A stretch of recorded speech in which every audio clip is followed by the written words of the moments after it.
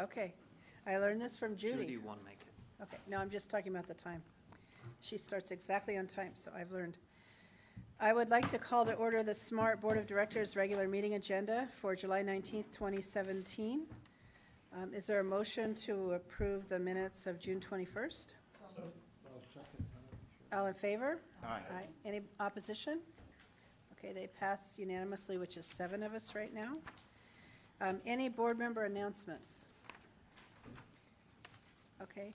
I would just like to say that during the preview rides, I've been getting a lot of comments from people, mostly really, really good. But the comment that stands out is that people are making sure that they tell me how much they love SMART staff, how great SMART staff has been, how helpful, how people with different job categories have been going out of their way, and they just think it's a quality train. And I just wanted to compliment all the staff involved and the ambassadors and the concessionistas.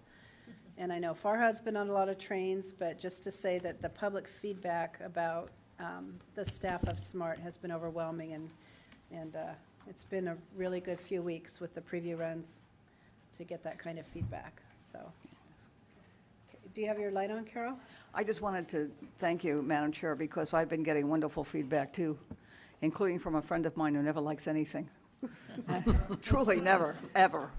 And absolutely kept me on the phone. Didn't even email, had to call. Kept me on the phone and told me how wonderful it was. And the trip that I took, I thoroughly enjoyed. It was fabulous. And it's interesting. It's the first time that I rode as a passenger, not a board member. And it was a different experience. I actually relaxed. I didn't want to get off the train. I stayed there until we turned around again, and I found so did everybody else. So it was really cool. And I did get wonderful, wonderful compliments about the staff.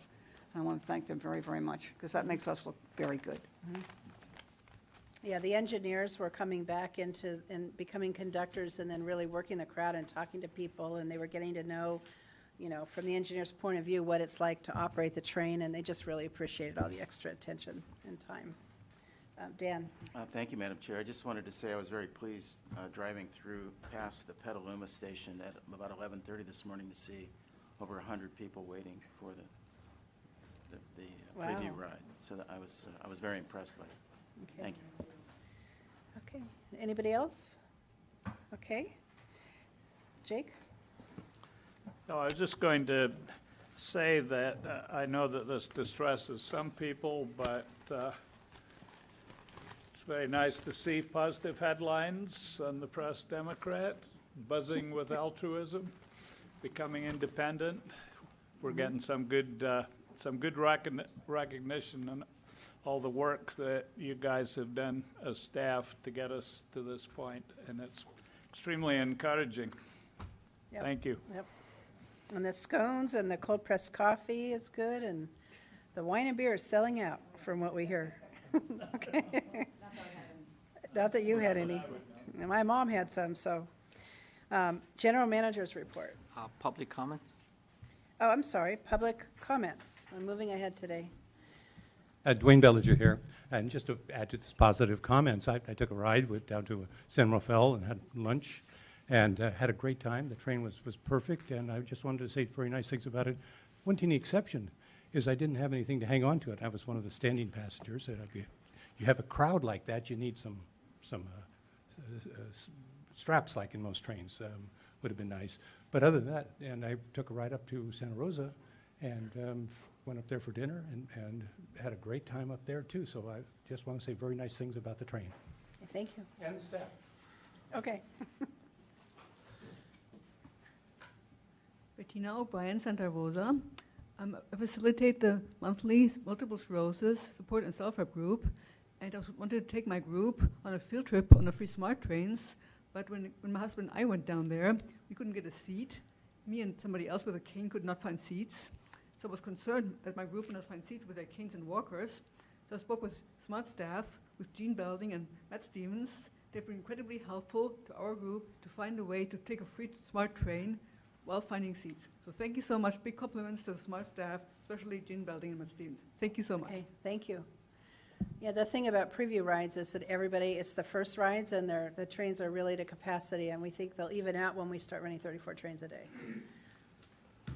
I too had a chance to ride the train yesterday, and one of the high points of the ride was Farhad's family, and he has delightful grandchildren, and I got a chance to meet some of his family, and he was unusually witty yesterday too. His other side. Yeah.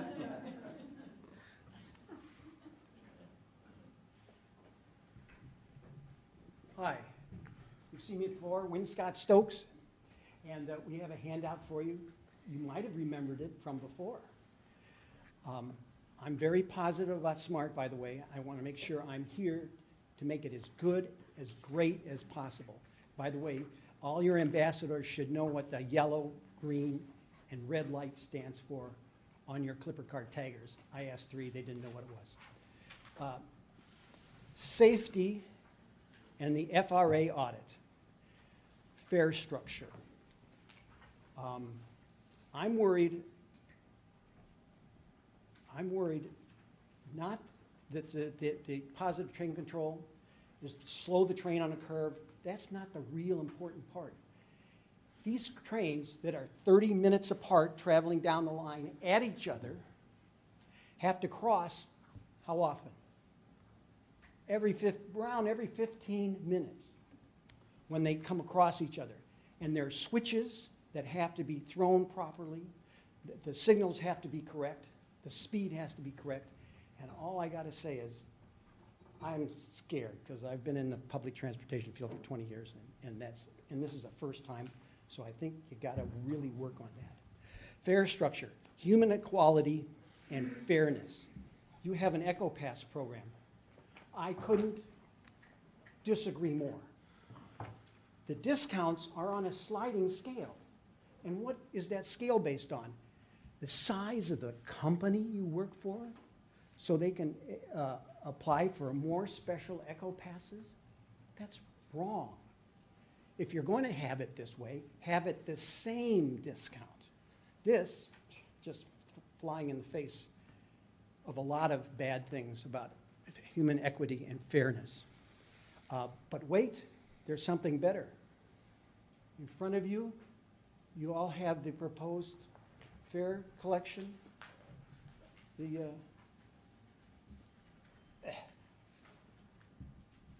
Hold on a second. Weekly discount. This is so anybody can get a discount. If they write it, I call it the frequent flyer, weekly frequent flyer program, that if you use it for 2 days, okay, that's 4 rides, you get a 10% discount at the end of the week. If you go 6 times, that's 3 days, you get 20%. These percentages can be shifted. And if you ride it for 4 days, both ways, you get 30% discount. And starting with 6 rides a week, you get free weekends. And what happens at the end of the week? Clipper says, okay, they get a 20% discount and take it off for at the end of the week. Perfect. Anybody can do that. If you work for a car repair, a restaurant, a bakery, anything, these people need a break. They don't have a big bureaucracy to help them out. And anybody can participate with this program. And it's easy. Okay, thank and no you. staff You're at is 3 retired. minutes. Yeah, thank you. Okay, last sentence, accountability, not a one-person show.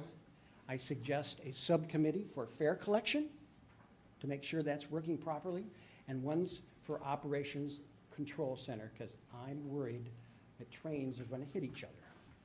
Okay, thank you. Sure. Would anybody else like to come forward?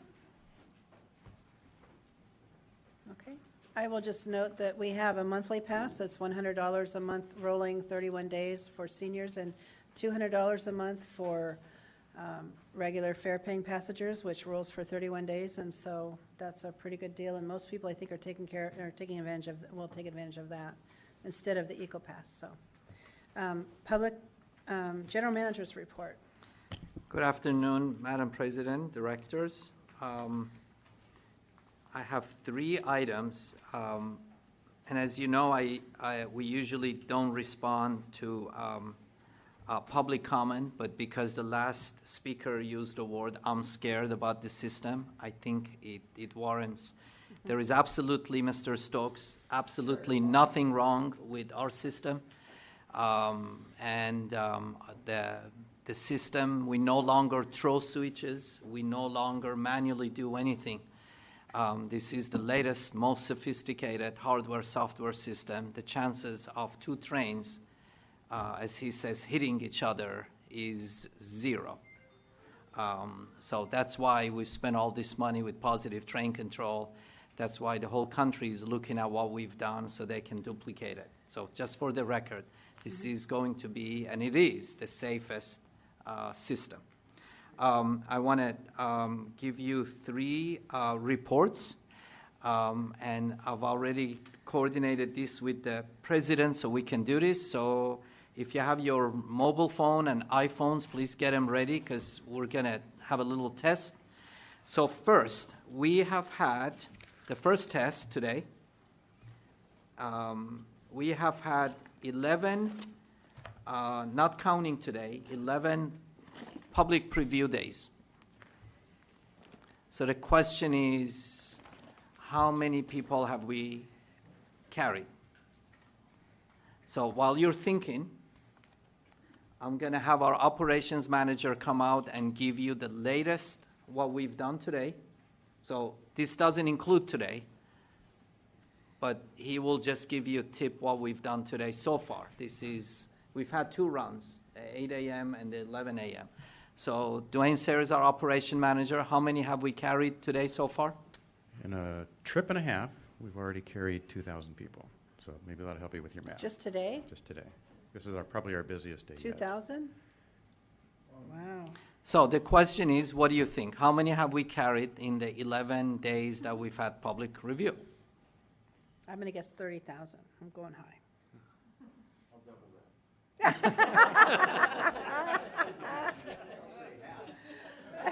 Half of the double or half 15? Yeah, half off Okay. of which? I'll go 30,001. Ooh. I need to know what we're going to win. Wait a minute, I'm And a free Madam ride. Chair, 30,002. I'm going to bump this up 55,000. Whoa. Okay. Okay. So We're gonna win a cookie. 25,834. How many? 25,834. You didn't say that. So not bad at all. 25. Correct. Wow. So thank you. The next item is we're very pleased to announce that our mobile fare app is up and ready. And we'd like to show you on your iPhones how you download it. Okay. And when you download it, what happens. Erin has been babying this product, and she's going to give you a presentation. So if you have your iPhone, would you please go to the App Store? Yep. We're there. Audience as well, when you go to App Store, then you download Sonoma-Marin Area Rail, and you'll get an app that is going to look like what you see at the bottom. Now go one more back.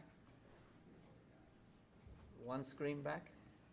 You see at the bottom where it shows Smart, that's what you need to download.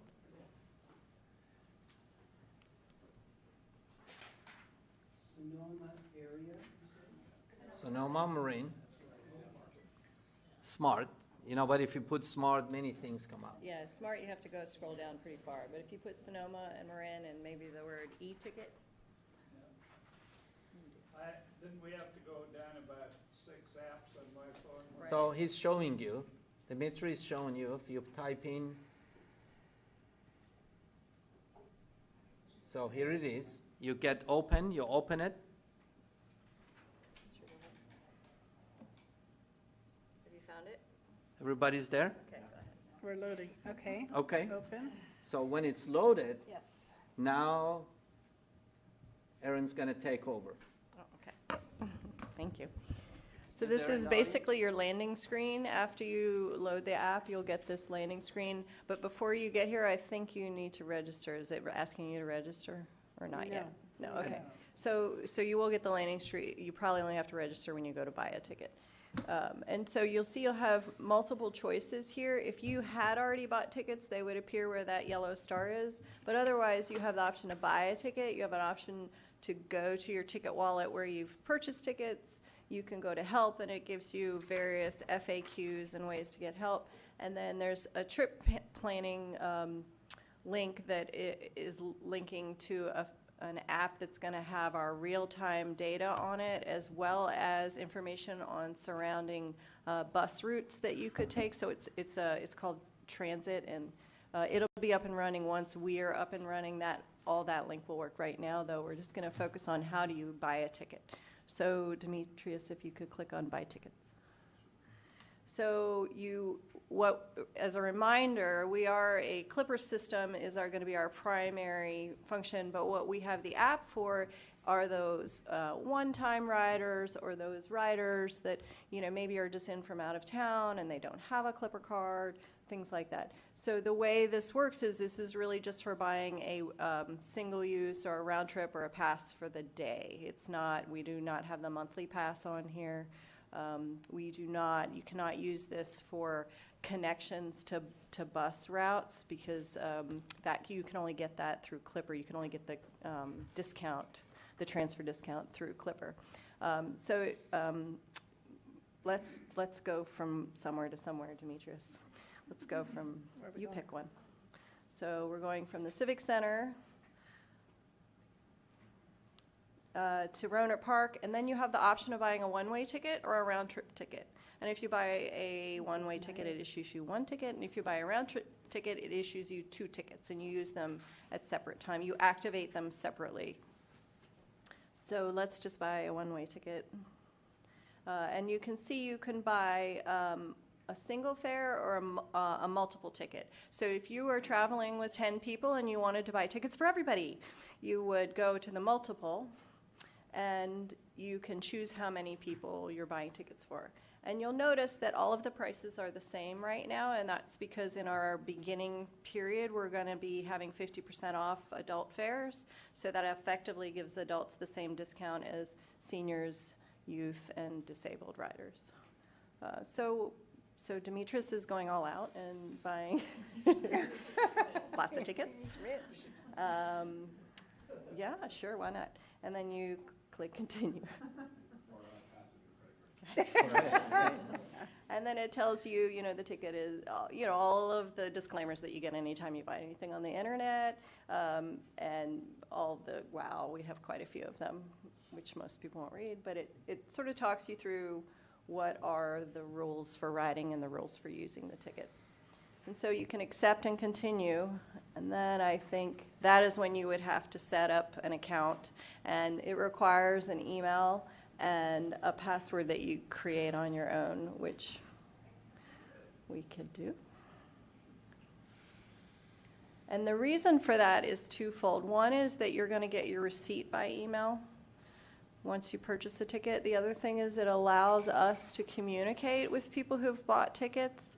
So it will help us sort of track how many people have bought tickets, who our riders are. It might allow us to send mass emails to riders, that kind of thing.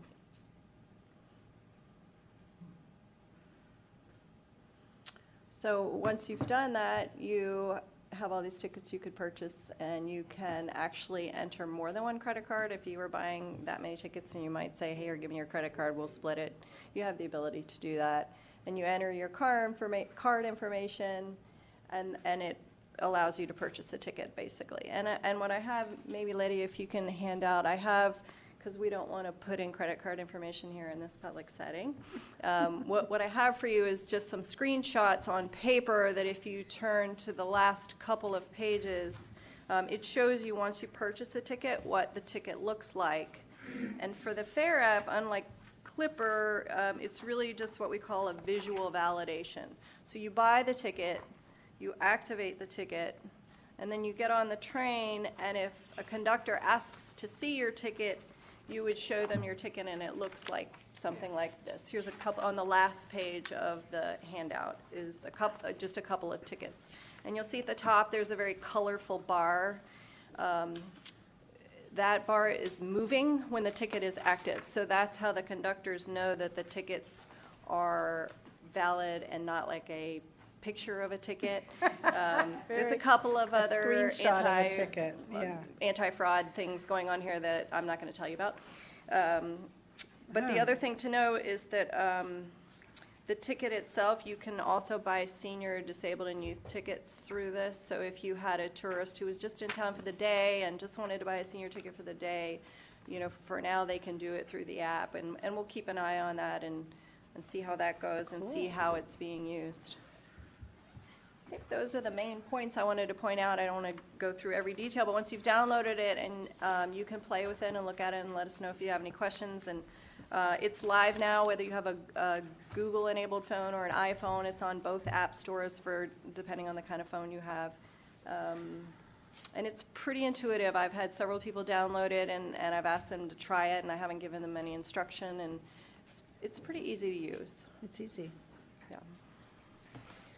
And then the transit app that's connected to it, I just downloaded that real quickly, and it's live right now telling me how to catch all these buses from exactly where I am. So that's very helpful. Yeah, it's a neat app. Once that's up and working, we'll bring it back to you and show you how that works. We will have our own data streaming to the website, streaming out of the Swiftly app, which is really just real-time data. But our data will eventually be available to all developers. There's lots of different ways that people can navigate our real-time data ultimately, and this was one way to kind of integrate it with the app that we're creating for the FAIR program so that maybe you don't have to go to more than one place. You wouldn't have to go from this to the Swiftly app or to some other app necessarily. You could easily click on it and see not only your train, but maybe your bus if you wanted to take a bus, that kind of thing. So those are the main points.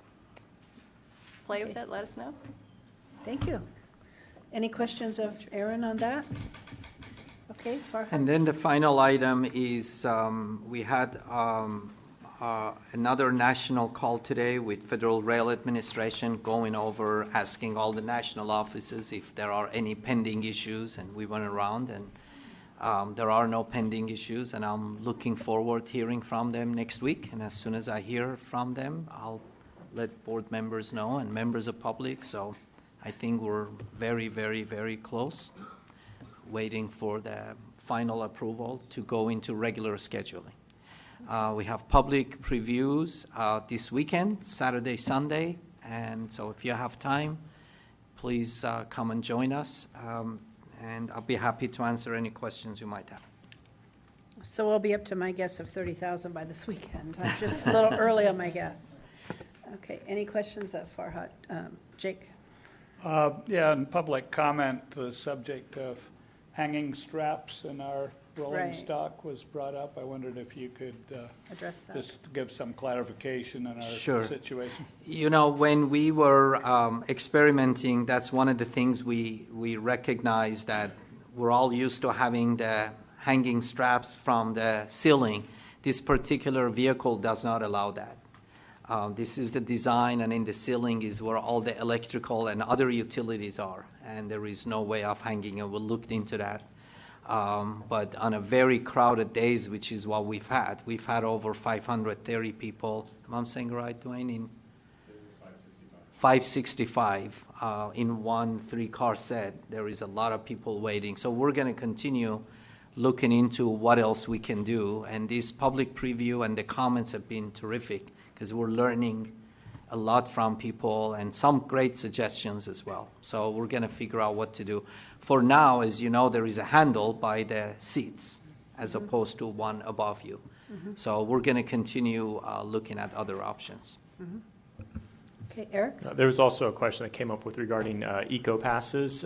Correct me if I'm wrong, but if several small businesses wanted to join together, they could get the larger rate. It's more not the size of the company you work for, but how many are being procured at one time. Is that correct? Absolutely. Yeah. For example, in Marin County Office of Education, Mary Jane Burke is getting a lot of cities and schools together and then her organization is acting as the clearinghouse. And that's the one who's doing it. So you're absolutely right. I just want to clarify that from an equity standpoint. It's you don't have to work for a large employer to get the best pricing. It's the businesses or employers can work together. Correct. Great. Thank you. Carol, then Jake again. Thank you. Yes, the Chamber of Commerce also is an excellent resource for that. I talked to ours in Cloverdale because we would be faced with the same problem. We just have a few employers who would qualify. So if we gather our chamber members together, and that's a good motivation for a company to join the chamber as well and become part of the group. But good question. But yeah, we've covered it, I think, quite well. Okay, Jake? Thank you, Madam Chair. To the General Manager, there now have appeared in the media articles relating to the proposed Regional Measure 3, a piece of legislation carried by Senator Bell dealing with bridge toll increases. And SMART's name has appeared. Is it premature for you to say anything at the moment, Mr. General Manager? No, sir. I think, if you don't mind, let me just quickly say,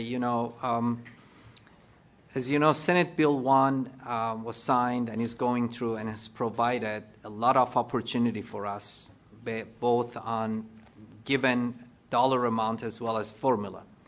Then what Director McKenzie is talking about is Regional Measure 3 legislation. Was announced a list of projects. And, I'm fortunate to be a public servant almost 4 decades now, and I never recall North Bay has ever received this much attention. When I was doing other things, running the transportation agency, we always only got what was left from Santa Clara, San Francisco, Contra Costa, because we're North Bay. We're small, we don't have zillion population, and that's what we got. So be quiet, get your 2% and go away. Well, we, between the state legislatures, just so you know, I think at this point, your state legislatures, both on Senate and Assembly, SCTA leadership, TAM leadership, and certainly, and I left that last, but certainly MTC leadership has put North Bay in a position that nobody could think. 500 million, am I not right, is unheard of. But it's because all these agencies and their executive directors, their board of directors, their chair came together and everybody said the same thing. We were not fighting, we were saying the same thing. Whether it was Transit Center in San Rafael, 580 connection, Narrows, and SMART going to Windsor and beyond, that's what happened. So I think it's a fantastic opportunity. So hopefully we now have a very hard task of protecting what's on the list, because a lot of people who are not on the list need to pull us down so they can get on the list. And so I think our legislatures and our leaders in transportation did just fantastic. I don't know what other word I use, but it's a good beginning, and we got a year and a half to go before it goes to public for vote. And if I might just say, Madam Chair, we will be discussing this project list, which involves all 9 Bay Area counties, a week from today at our MTC Commission meeting, which precedes a joint meeting of ABAG, Executive Board, and MTC, where we'll be considering approval of Plan Bay Area 2.0, which is also connected with the funding of regional transportation activities, because it includes the regional transportation plan. So these are extremely interesting times. It's going to be a real challenge over the next 18 months to get us to the point where we will be asking citizens in all 9 Bay Area counties to be voting on Regional Measure 2. In the past, Sonoma County and Napa County were not included in the votes on Regional Measure 1 and Regional Measure 2. That has changed, and now all of us who live in all of the 9 counties, all of us who go on all of the 7 toll bridges, always excluding the Golden Gate, standing alone in their magnificence. We'll have a lot of heavy lifting to do over this next period of time, but SMART has been well recognized by our legislative delegation, so thanks to everybody who's gotten us to this point, and more to come. Thanks. Okay, thank you. Madam Chair, if I may, just real quickly, kudos to President, Chairman, whatever you are, MGC, but also kudos to the North Bay for having a history of standing together and forming a block against those in the South Bay that have a much stronger and more population. But I think we've been successful because of that. I think we've also been successful because we've had projects that are good projects moving forward and in a collaborative and cooperative way, and that we had our own seed money. And all of those things were important. So I think we need to, it's just another lesson that if we do all stick together and pull in the same direction, you'll be greatly benefited by doing so. Okay, thank you. And I don't mean to have the last word in this, but I can't resist, because we have, all of us working here in the SMART board, gone through some of these struggles to get to a point of cooperation on earmarks and other matters. And so I think that's very important that we showed Director Rabbit, General Manager Mansourian, that we were able, in fact, to come together and resolve differences and move forward. And that makes an impression on legislators, and it helps us to go forward. This evening, I'll be going over to a tribute to Assembly Transportation Chair Jim Frazier over in Solano County, presenting a resolution from Sonoma County Transportation Authority, chaired by Director Rabbit, where we will be thanking him for his efforts for us in the North Bay on SB 1. So this is all part of this. You can have the last word. I had that on my calendar, but now that you're going, I'm going to cut both of you off in a minute. David, I can take that off.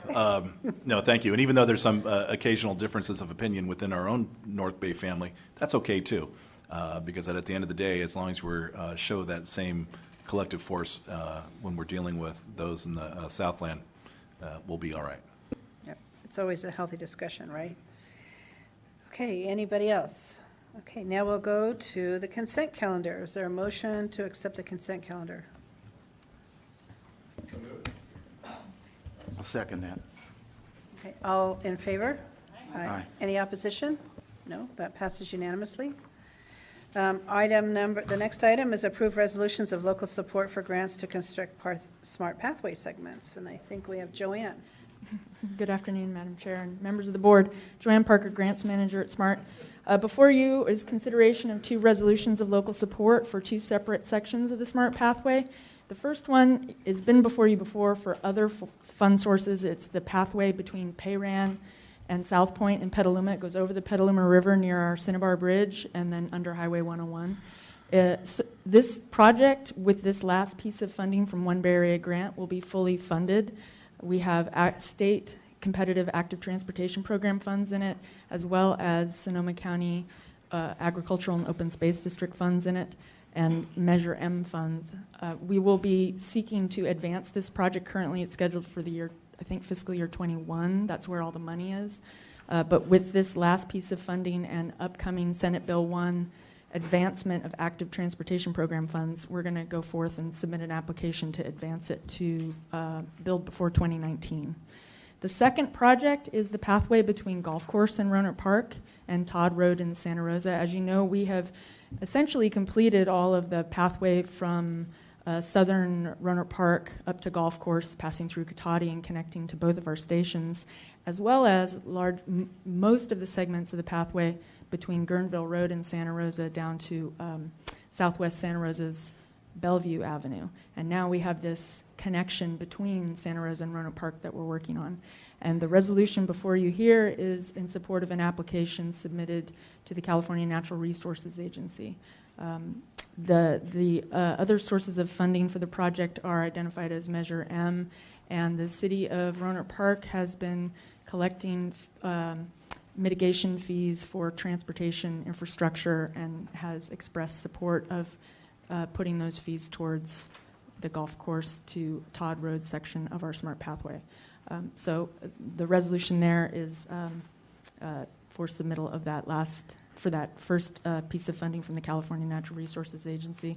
And I'll leave it at that if you have any questions. I think the first order of business is to thank Roanoke Park.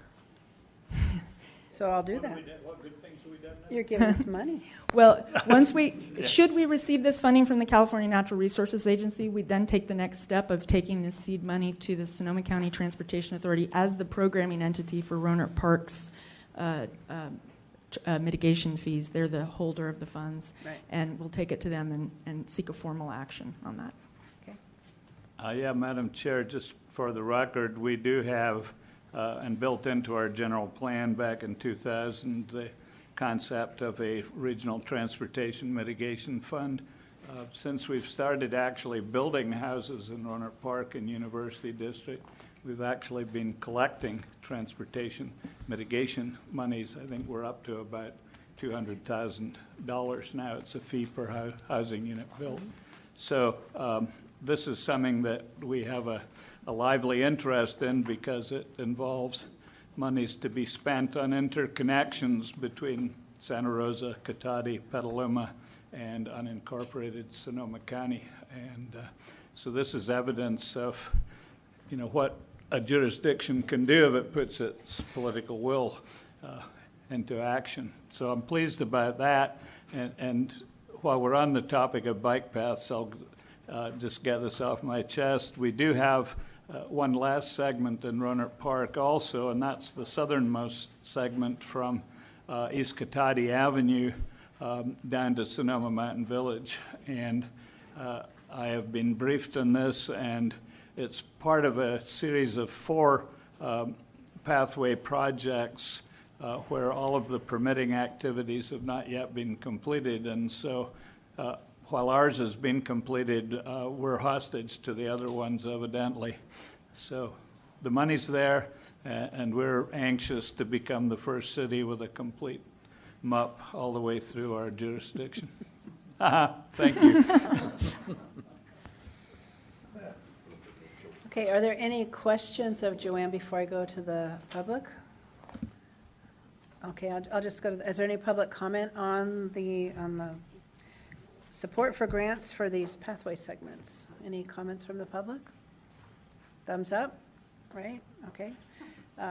Eric, did you have a comment? I just want to comment. We thank staff for continuing to update the multi-use path maps that are in the packet. I know I get a lot of requests, I'm sure all of the board does, about what is the status of the multi-use path. I think this map is a great resource, and just want to commend staff for continually updating it on a quarterly or every few months basis. It's a great resource. I know a lot of people in the community are very eager to know what's happening, so just wanted to thank you for that.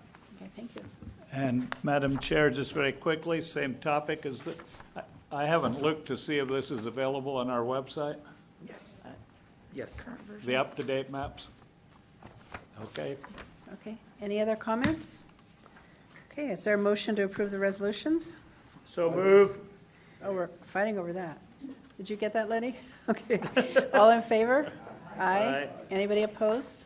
Nope, that passes unanimously. Our next item is approve a resolution approving SMART's Disadvantaged Business Enterprise Program for 2018 to 2020. Yeah.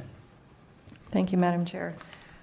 As you know, in 2015, we became federal direct grantees in conjunction with the kickoff of the Larkspur project. And as part of being a direct grantee from the FTA, you are required to establish a disadvantaged business program. And your board did that in 2015. We are required to update the plan occasionally, and this is a year that an update is required. And so what we have done is the plan, the program itself has not changed at all. What we have done is reevaluated the data that's required in establishing the goal.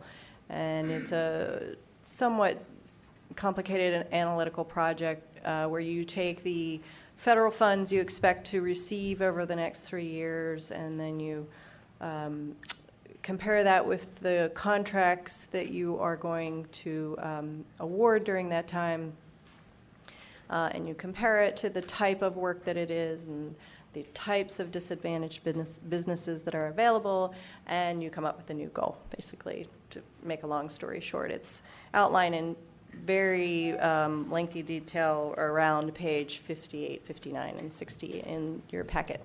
But basically what this does is it updates the goal. Our previous goal was 3.99%, which we are pleased to say we were able to meet with our federal contracts that we've awarded to date. And this new goal is just slightly higher at 4.4%. And so what this says is our goal for contracts awarded in the next 3 years using FTA funds. It's important to understand that it only applies to FTA funded projects, that we would try to make sure that at least 4.4% of the money funded through these contracts reaches a disadvantaged or a small business.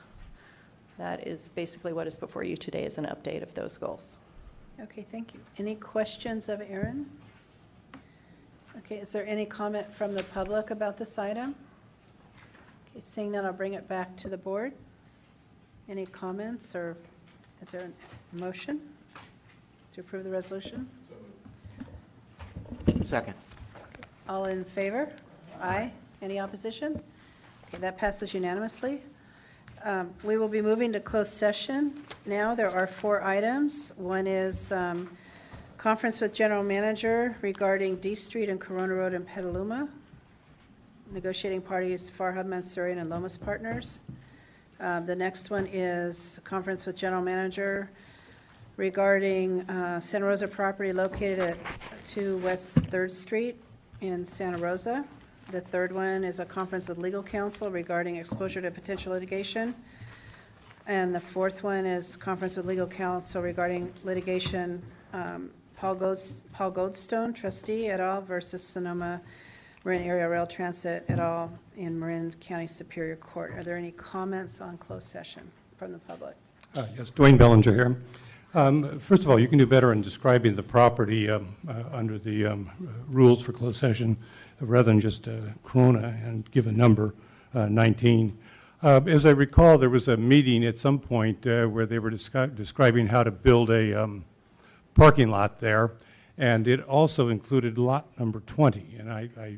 And if you're planning on using that same old plan, it would seem that acquiring that lot 20 should be part of your plan, in that it was an integral part of the drainage system that was used in the original plan.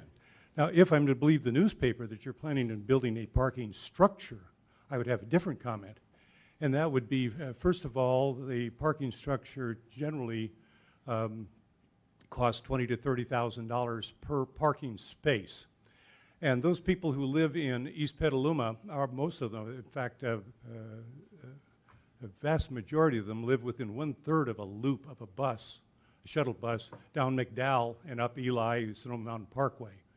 And people given a choice between paying the cost on a $20,000 to $30,000 parking space, plus the cost of a car, say, well, let's just say parking space cost them $200 a month, a car cost them $300 a month, of paying $500 a month to drive from within 2 miles to 4 miles to a parking structure, paying $500 a month is their actual out-of-pocket if they pay the real cost of going there.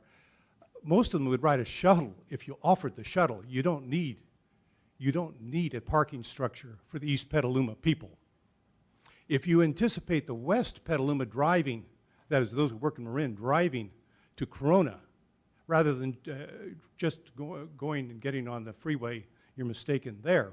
So I'm not sure what this structure is being built for. What I find disturbing is that within weeks of knowing when you could ask the riders where they'd rather park, where they're going, within weeks of that, you'd be making a multi-million-dollar decision. Why not wait a few weeks and ask the people where they want to park? If this parking structure is being built for the people of Pengrove, I'm sure they'd rather have a small wooden station there that stopped a couple times a week just to placate them. And I just wanted to mention, for other things, the newspaper seems to suggest you're buying the station. I want you to understand, you've owned the old Crown Station site. The railroad has owned it for over 100 years. So you have a site, it's 40 by 200, And in addition to your usual 60-foot rail right-of-way, you have more than enough space to build a site that would be usable by those who want to walk, ride bicycles, and take a shuttle bus, especially to the junior college. So I want you to think very carefully about what you're doing and when you're doing it and why. Thank you. Okay, thank you. Would anybody else like to speak about our closed session? Okay, seeing none, I'll close public comment. We will adjourn, and I will report out when we are finished. And the next regular meeting may be August 16th, 2017. So no meeting on August 2nd. We will report out. Thank you.